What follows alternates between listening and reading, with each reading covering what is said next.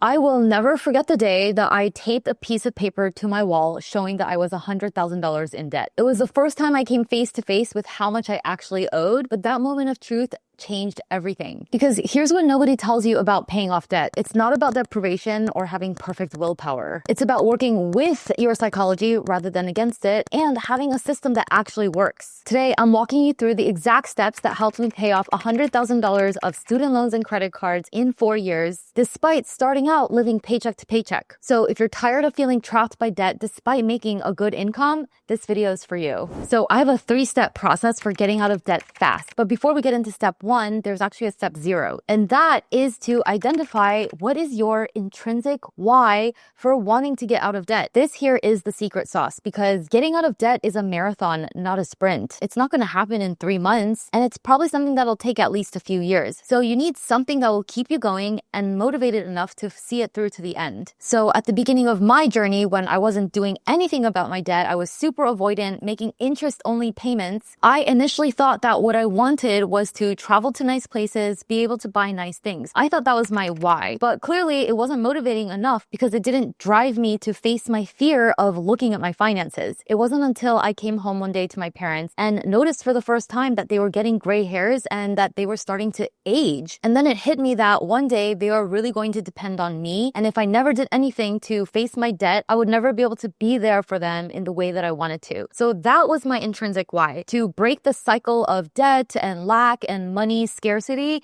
in my family so that I could finally step up and be the person I wanted to be. That is an example of a really powerful intrinsic why. So I want you to dig deep and find out what that is for you. Because listen, I'm going to share all the tactics and strategies, but none of that is going to do anything if you aren't motivated enough to actually do them. So with that, now let's get into step 1, which is to figure out where you stand. Just like I did that day when I taped up that piece of paper on the wall and looked at everything I owned versus everything I owed, all my savings and investments, which were very little, and all the debts that I have, including every different piece of student loan that I had, every different credit card that I had a balance on. That actually was the first time that I gained clarity on what even the starting point was. Just like if you were trying to lose weight, the first thing would be to weigh yourself, take your body fat composition measurements, your waist size, and that's the starting point. From there, you can actually create an action plan to improve those numbers. So it's the same with money. I want you to figure out everything that you own, meaning what's in your bank accounts, checking accounts, savings accounts, 401k, any brokerage or investment accounts that you may have. And on the liability side, you want to see what are all the debts that you owe, whether it's car payments, personal loans, different credit cards, different student loans, etc. So that right there is your net worth, which is like a financial snapshot of what your money looks like at this point in time. The other piece to knowing where you stand is understanding what money is coming in and what money is going out.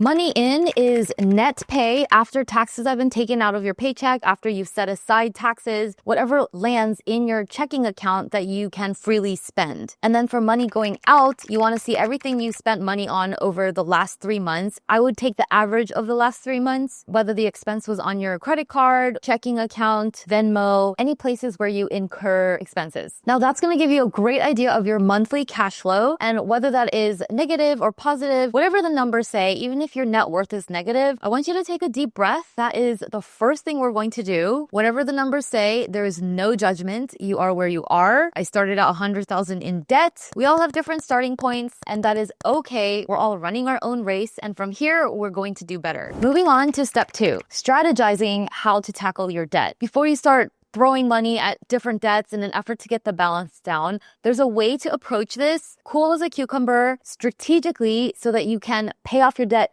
as quickly as possible. We're talking quickly without backtracking and having to put money back on your credit card because you paid too much on your credit card because you were overly ambitious, which would feel really demotivating and be counterproductive. So when you are tackling big financial goals, I want you to follow what I call my financial waterfall. And this is your guide to how to allocate your money and in what order to achieve financial freedom in the fastest way possible. So first, you're going to save $2,000. It's not to put extra money towards your credit cards or student loans. It's actually to build up a small reserve of cash. Why? Because the main cause of credit card debt is actually unexpected expenses. The average emergency expense is about $1,400. So if you've got $2,000, you've got a nice buffer between you and additional credit card debt. That finally gets you off that credit card treadmill and start breaking the debt cycle for good. You are going to open a high-yield savings account to put this $2,000 in. Once you've saved up $2,000, only then are you going to start making extra payments towards credit cards. Now, notice on here that this tier is only about credit cards. Other types of debt like student loans, car loans, and mortgages come later on in the waterfall. Why? Because these are single-digit debts. Credit card debts in the double digits are the type that you want to get rid of ASAP, no questions asked. But for lower interest debt, you really want to think about putting money in tax advantage retirement accounts and start investing that money as well to build up some assets, to get some money working for you so that all of your money isn't just being routed towards eliminating debt. So now that we've established that credit card debts are the first ones to get rid of, if you have multiple cards, you're going to tackle the credit card with the smallest balance first. This is called the debt snowball method, where you put all your extra payments towards one card, and as soon as that one balance is paid off, you roll all those extra payments that you were making on that card into the next card, so that each and every time as you knock out different balances, the payments that you make get bigger and bigger and therefore pick up more and more ground, like a snowball rolling down a hill. This works really well because every time you knock out a balance, however small, you get a really nice dopamine hit, and it shows us proof that you can actually do this. Every zero balance, getting to a zero balance on an $800 credit card versus waiting a year to get to a zero balance on a $5,000 credit card feels a lot better. And again, this is all about psychology and staying motivated, so the debt snowball method works really, really well. Okay, and now on to step 3, which is to increase your gap. What do I mean by the gap? You've got your income and you've got your expenses, and the difference between your income and expenses equals the gap. Maybe you have $5,000 a month coming in, take-home pay after taxes have been deducted from your paycheck, and you are spending $4,900 a month on expenses, going out, what have you, other minimum payments on debt, etc. So you've got $100 of a gap. But if we want to pay off debt quickly this year, you have to find a way to increase that gap. This might sound really obvious, but if you want to increase the gap, you want to increase your income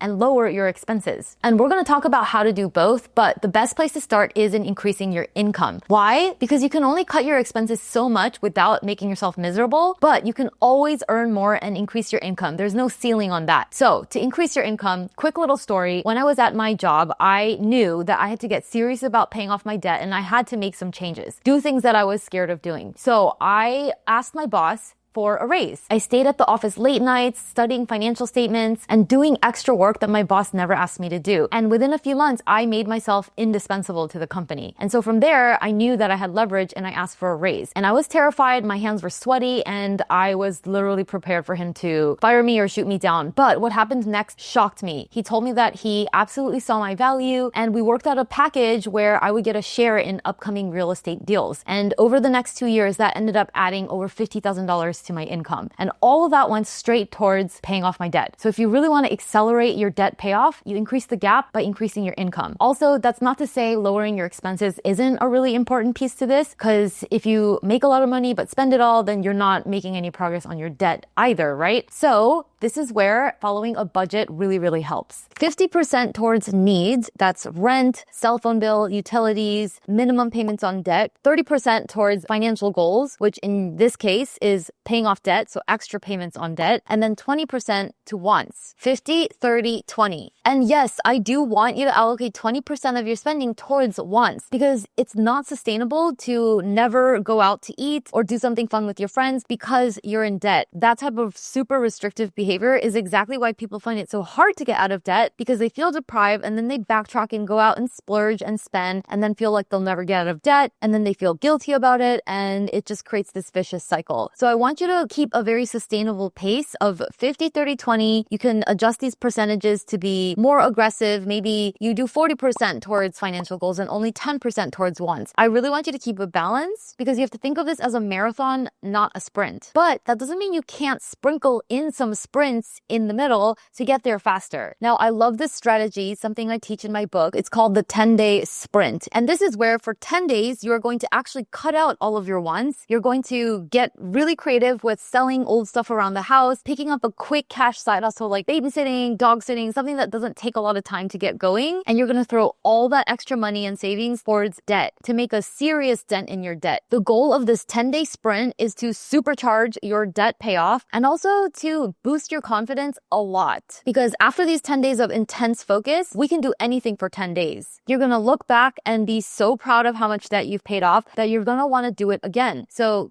ease back into a moderate pace. Remember, it's a marathon. And then when you feel ready, schedule in another 10-day sprint. Maybe you do 10-day sprint, 20 days regular, 10-day sprint, 20 days regular, so that you can live life, go out to brunch with your friends, buy some things that you like, and not feel guilty about it. Imagine a life where you no longer have any more monthly payments, where everything you make every single month, all that money is for you to build your dreams and live the life that you want. That is absolutely within reach. It's all about staying motivated, making the process enjoyable, not about deprivation, being strategic about it like we talked about, and of course, remembering your intrinsic why for wanting financial freedom. Hey, if I did it, I'm sure anyone else can do it. So I believe in you. You've got this. Thanks for watching. I hope it was helpful, and I'll see you in the next video. Bye.